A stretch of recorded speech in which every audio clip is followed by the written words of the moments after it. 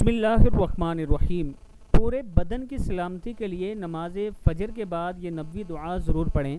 اللہم عافنی فی بدنی، اللہم عافنی فی بصری، اللہم عافنی فی سمعی، لا الہ الا انت، اللہم انی اعوذ بک من الکفر والفقر، اللہم انی اعوذ بک من عذاب القبر، لا الہ الا انت۔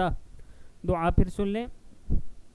اللہم عافنی فی بدنی، اللہم عافنی فی بصری، اللہم عافنی فی سمعی، لا الہ الا انت، اللہم انی اعوذ بک من الکفر والفقر، اللہم انی اعوذ بک من عذاب القبر، لا الہ الا انت۔